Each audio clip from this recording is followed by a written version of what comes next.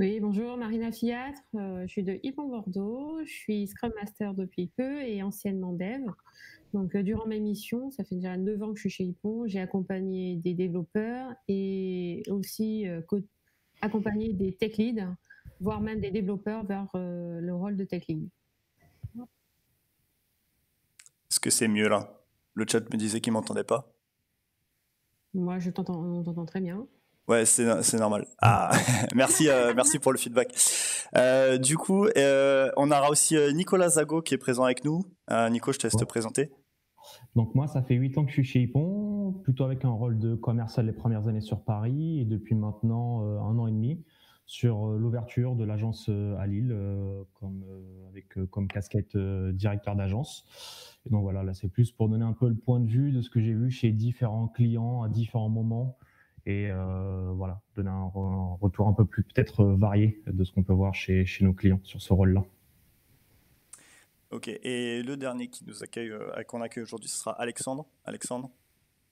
Bonjour à tous, je suis Archi Solutions chez Ypon à Lille. Ça fait 14 ans que je travaille, j'ai fait pas mal de dev, j'ai eu l'occasion d'occuper le rôle de tech lead.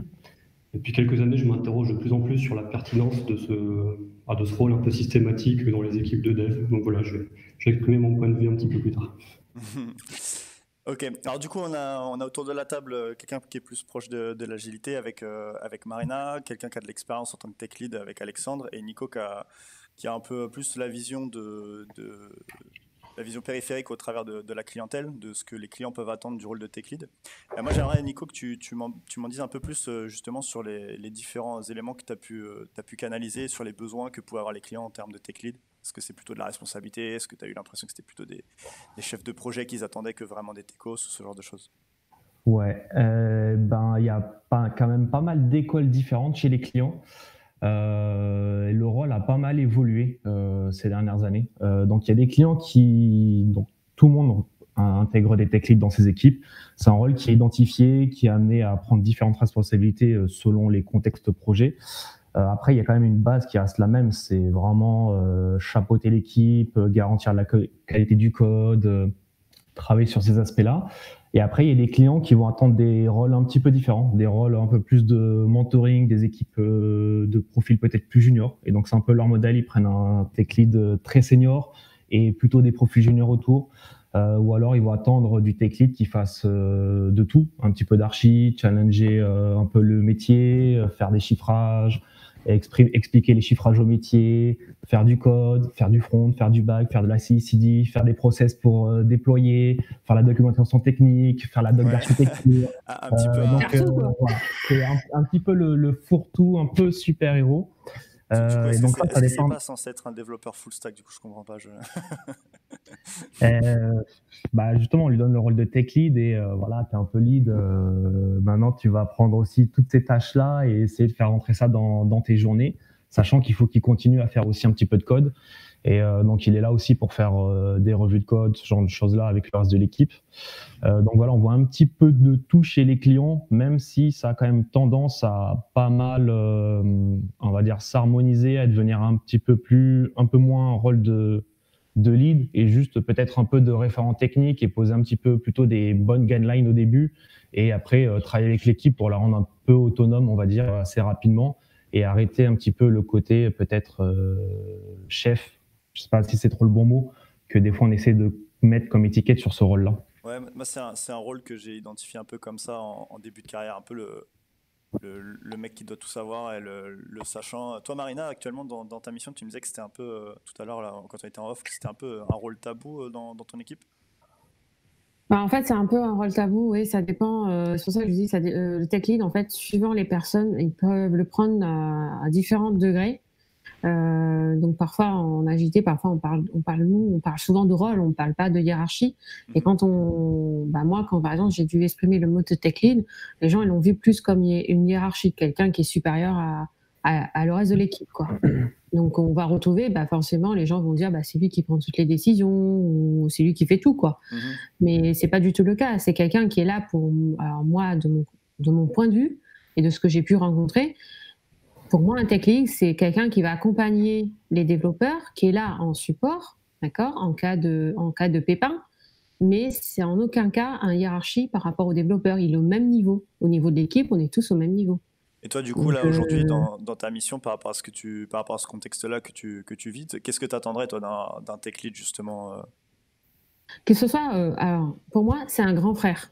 C'est Pascal. Voilà, c'est Pascal le grand frère. Si t'as mal fait ton code, il vient te voir avec la review. Voilà, exactement. C'est lui, voilà, si tu as besoin de faire une revue de code, etc., tu as besoin de quelque chose parce que tu es en galère, bah, c'est le gars sur lequel tu peux te reporter. C'est le gars qui va te soutenir, quoi. Il n'est pas là pour te détruire, il n'est pas là, au contraire. Il est là pour t'aider, pour t'avancer et pour t'emmener vers le bout et vers d'autres points de vue, quoi. C'est un coach, voilà, faut le voir comme un coach, un accompagnateur, c'est un pote, voilà, c'est pas ton ennemi, quoi. Moi, je vois ça comme ça. Je l'ai vécu comme. Alors, actuellement, dans l'équipe, quand j'ai à prononcer ce mot-là, évidemment, ça a été fait de cette façon. Donc, je vais éviter de le prononcer, mais je vais utiliser un autre mot. Ça va être le grand frère, quoi. Ça va être plus positif.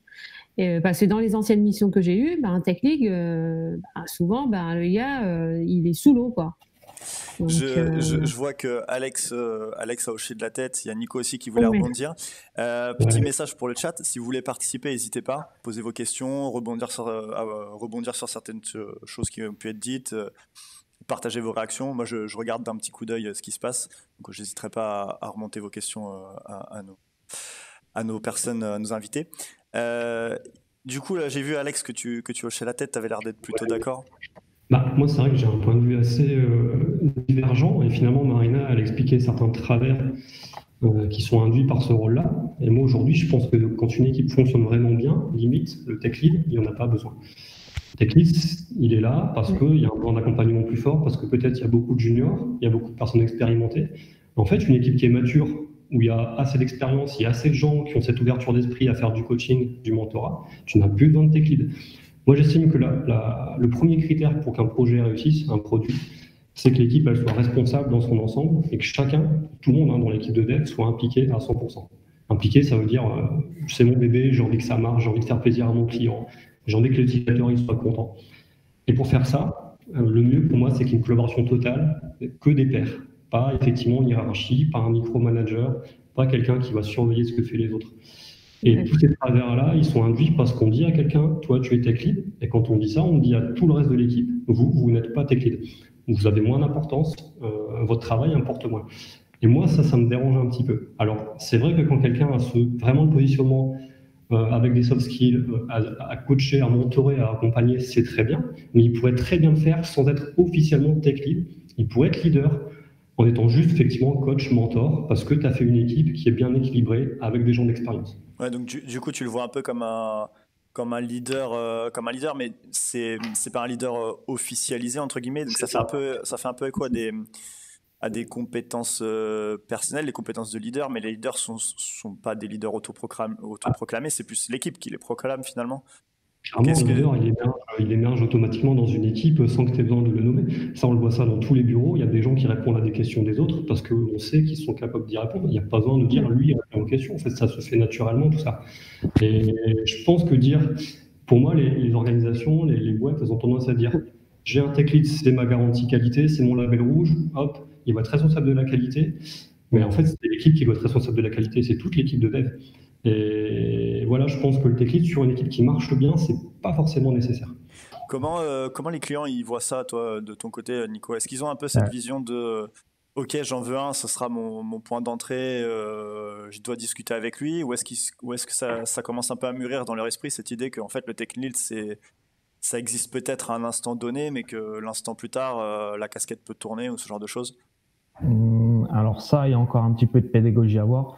Après, les clients, ils aiment bien avoir un tech lead parce que du coup, c'est un peu, comme tu dis, le point de contact ou le référent pour avoir un petit peu l'input sur ce qui est produit en termes de dev. Après, les changements de mindset, c'est auprès des clients, ça doit venir de l'équipe et c'est ce qu'on essaie de faire côté Ypon.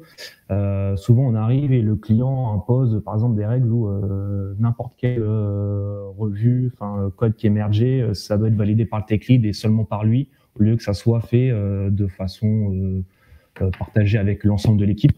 Donc il y a des workflows qui sont un peu imposés comme ça et qui de fait mettent le tech lead un petit peu au-dessus. Et ça, c'est des changements qu'il faut faire au fur et à mesure avec le client quand l'équipe justement prend un petit peu d'autonomie au fur et à mesure des premiers sprints pour changer un petit peu ce type de règles.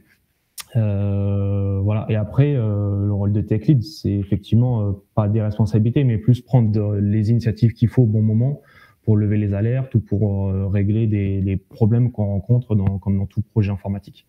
C'est plus ça après par la suite. Mais bon, les clients, ils aiment bien avoir leur point de contact un peu privilégié pour échanger là-dessus, en général. Toi là, du coup, Marina, tu disais que dans ton équipe, tu voulais éviter le gros mot, entre guillemets, du tech lead. Est-ce que quand même tu vois cette reconnaissance envers quelqu'un, envers un leader dans ton équipe, ou c'est plus, comme le disait Alex, quelque chose qui finalement a suffisamment mûri pour que on n'ait plus vraiment un leader, mais vraiment une équipe auto-disciplinée? Ouais, moi je rejoins beaucoup ce que disait Alexandre. Oui, l'idée, c'est de converger vers une équipe qui devient mature et auto-organisée. On doit pas désigner quelqu'un à son titre, à lui dire toi c'est le tech lead et point c'est tout. C'est tout le monde qui doit partager, et ça je suis d'accord. La qualité, c'est quelque chose qui est partagé par toute l'équipe. C'est tout le monde qui est responsable. Donc on n'a pas souvent on dit testeur, etc. Non, mais tout le monde doit participer au test, tout le monde est responsable du code. Donc après, dès que quelqu'un pose une question, naturellement, ça doit venir de façon naturelle. Si tu connais le sujet, tu peux y répondre, tu réponds. Si tu connais pas, tu connais pas. Mais il n'y a pas une personne, de ce que j'ai pu voir, pas sur la mission sur laquelle je suis, mais dans l'émission surtout ma mission précédente, où on venait te voir, non, c'est toi qui dois répondre, c'est toi qui dois donner une décision. Non, vous êtes capable de le faire. Vous êtes en capacité. Et parfois, même les gens qui viennent te voir, c'est des gens qui ont déjà la réponse. Donc, c'est une perte de temps. Donc, pour moi, ça doit être quelque chose de partagé. Il y a des questions pour vous par rapport à ça. Ouais. Du coup, il y a Gnup PSB, je ne sais pas qui c'est, mais désolé si j'écorche le pseudonyme, qui dit que finalement, est-ce que le tech lead, c'est pas simplement une personne qui permet à l'équipe de se mettre dans un état d'autonomie. Donc ouais, c'est un peu ce qu'on disait depuis tout à l'heure, hein. C'est un peu le statu quo. Mais du coup, ça revient sur la question de Gabin, qui du coup est une question qui s'adresse à Nico de prime abord, mais ensuite au reste de l'audience pour vos réactions. C'est à savoir, est-ce que donc tu disais que les tech leads c'était recherché par les clients pour faire pas mal de choses et que parfois ils arrivaient à ne plus du tout dev. Du coup, la question pour toi, Nico, c'est est-ce que ça c'est quelque chose qui arrive souvent? Et du coup, est-ce que finalement le tech lead s'éloigne pas de la technique au travers de ce que les clients comprennent? Et pour les autres, quelle est votre vision par rapport à ça? Est-ce qu'un tech lead c'est quelqu'un qui finalement ne doit plus développer? Il ne doit plus développer. Ouais. Alors, la question, est-ce que le tech lead ne doit plus développer? Moi, j'ai envie de dire que en fait, si, il doit continuer à être dans de la production de code, au contact de ce qui se fait. Ça, c'est plutôt mon point de vue. Et après, je ne saurais pas dire c'est quoi le ratio, mais ce que je peux dire, c'est que ça arrive assez fréquemment où en fait le tech lead, il est un peu couteau suisse et il doit faire quand même pas mal de choses, surtout souvent au début ou au démarrage d'un projet. Il doit être transverse avec d'autres équipes pour récupérer c'est quoi les autres API, où est-ce qu'on récupère l'info. Enfin, il faut poser l'archi, il faut faire beaucoup de choses. Et ça va dépendre un petit peu des contextes clients, de la façon dont on démarre, si c'est un projet Ypon ou pas Ypon. Parce que souvent, quand on émet un projet Ypon, il y a pas que le tech lead, il y a de l'architecture, il y a du coaching agile, ce genre de choses-là qui aident pas mal à poser les bases au début.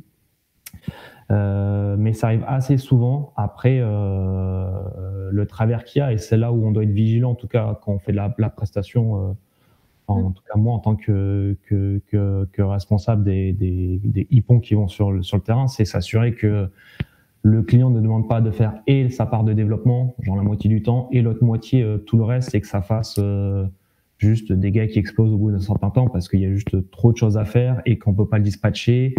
On a des fois pas la maîtrise sur le reste de l'équipe. Des fois, on peut pas confier certaines tâches à des profils un peu trop juniors ou de la CI/CD à des gens qui font que du front.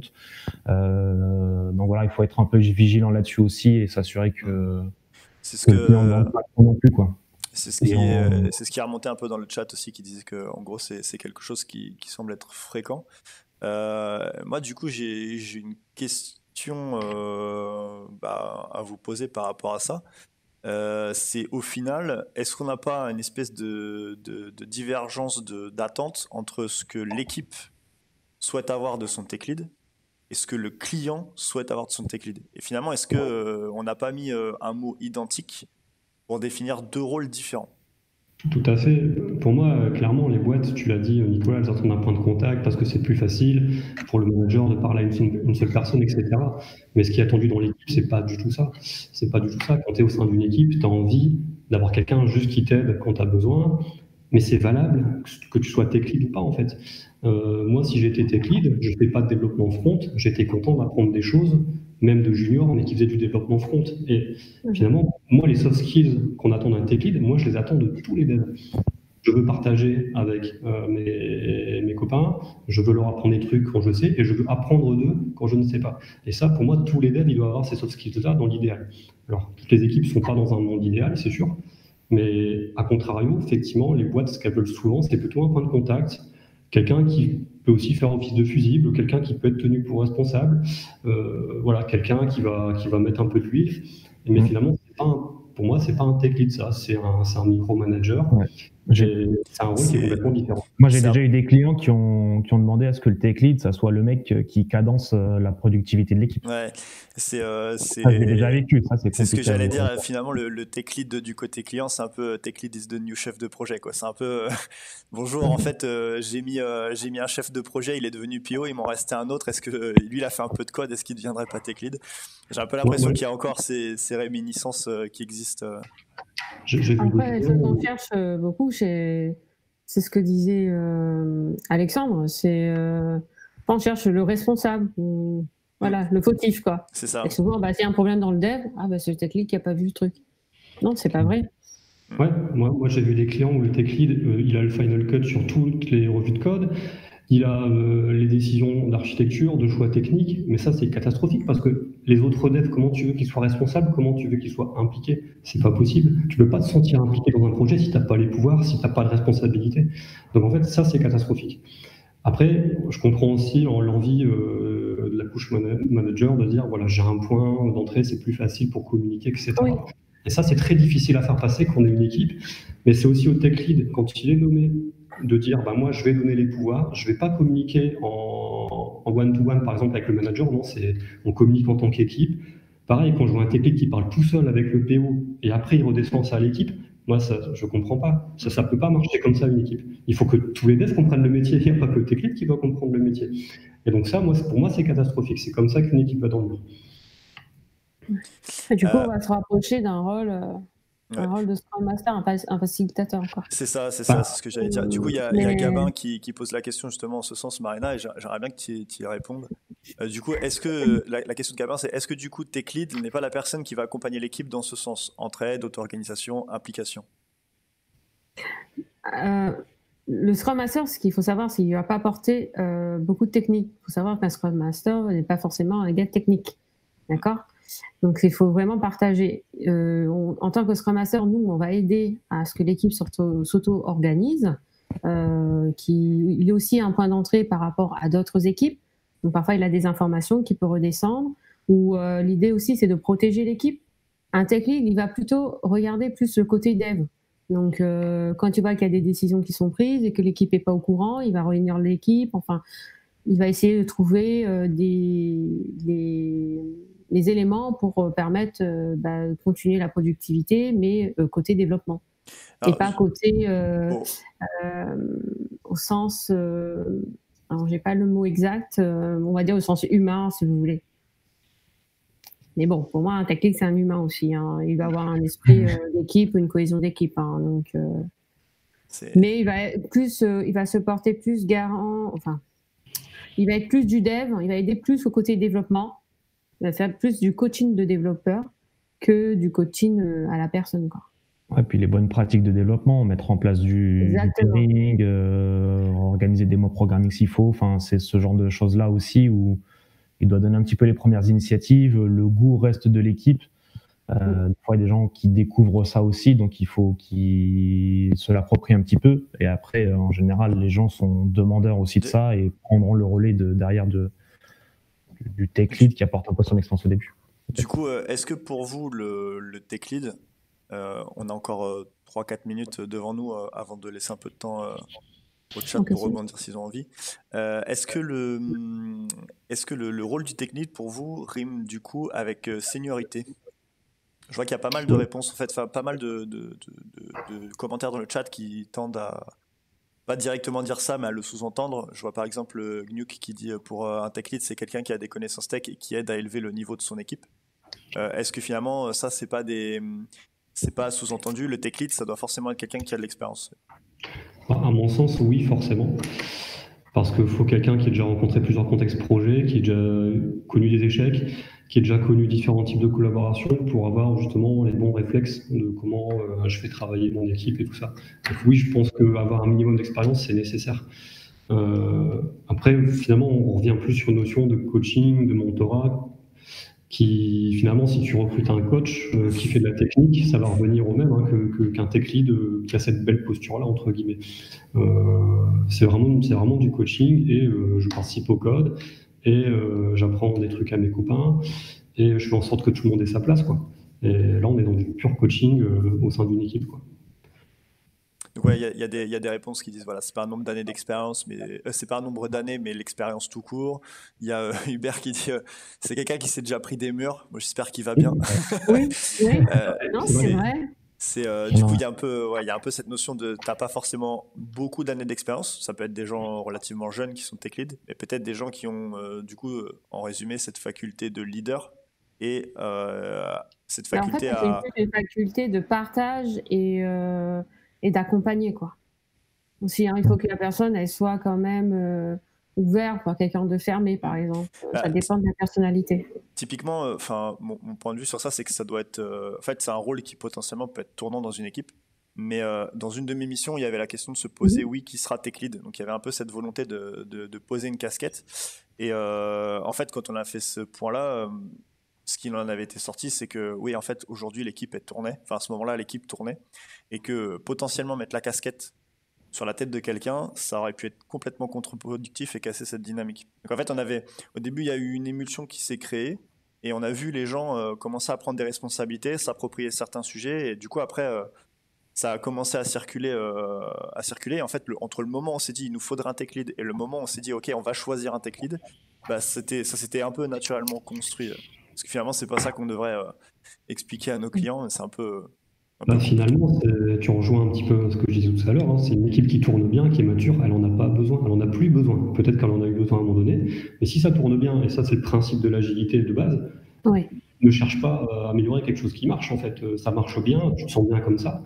Et d'ailleurs, Scrum dit explicitement, faut pas donner de titre distinctif à un membre de l'équipe de dev au passage. Mais bon, ça c'est pour les puristes de Scrum. Ça c'est pour les puristes de Scrum. Mais voilà, mais en tout cas, ton équipe marche bien. Tu te poses la question, mais pourquoi tu te poses cette question-là finalement? Ton équipe marche bien, elle collabore bien, tu n'as pas besoin d'un tech lead. Alors du coup, il y a Colin qui repose la question de manière un peu différente. Du coup, avec ce que vous dites, est-ce que vous pensez qu'il faut un tech lead dans les équipes? Marina? En fait, on va dire un tech lead, un accompagnateur. D'accord. Et toi, Alex? Moi, non. Moi, je pense qu'il faut que dans ton équipe, il y ait des gens effectivement qui ont une sensibilité de coaching, de mentorat, ça c'est sûr. Mais avoir un tech lead officiel, non, pas forcément. Non, je considère même ça plutôt. Après, oui.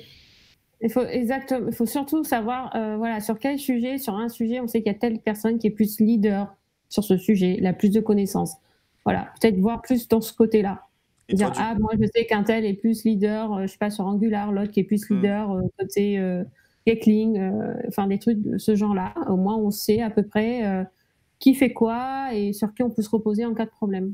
Et du coup, toi, Nico, comment tu le vois le tech lead, démarrage de mission, démarrage d'équipe, tu as gagné un projet, le client il veut absolument un tech lead, comment toi tu vois la chose? Alors si on doit monter une équipe Ypon, on va faire attention à bien équilibrer les compétences et les expertises, les seniorités aussi.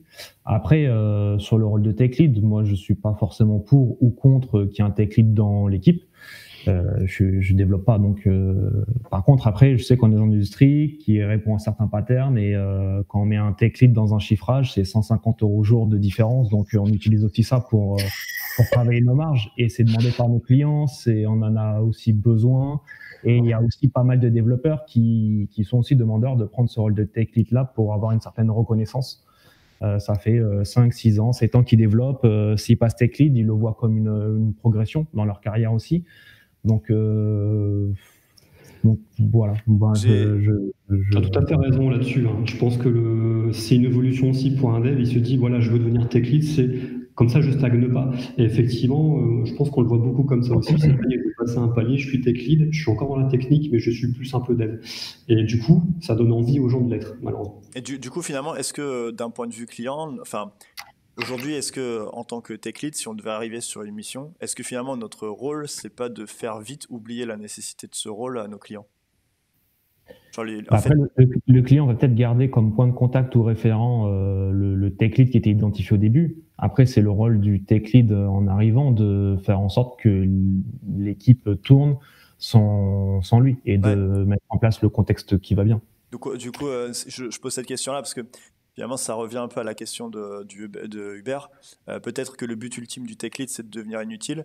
Là, aujourd'hui, si en prenant le cas d'un dispositif de projet, de ce qu'on a pu dire, de ce que j'ai pu lire dans le chat, j'ai quand même l'impression que finalement, arriver sur un projet en tant que tech lead, c'est rassurer le client sur le fait que voilà, il y a des gens à qui il peut venir s'adresser en cas de pépin, mais qu'au final, ce rôle doit, enfin cette envie de communiquer avec une seule personne doit pouvoir un peu disparaître pour que le client comprenne que globalement il communique avec une équipe, du coup plusieurs personnes, et que si son tech lead n'est pas là ou que la personne qu'il a identifiée comme tech lead n'est pas là, qu'il s'inquiète pas que ça continuera à tourner, quoi.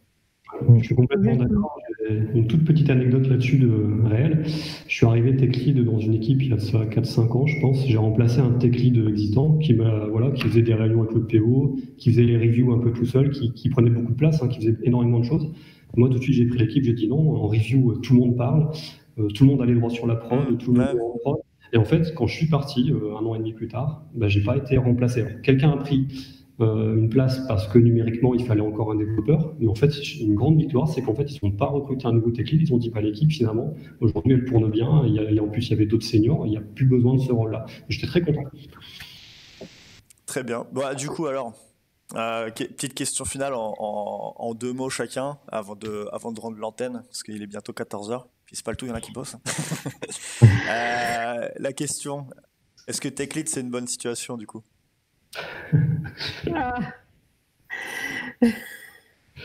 Vous savez, moi je dirais qu'il n'y a pas de bonne ou de mauvaise situation.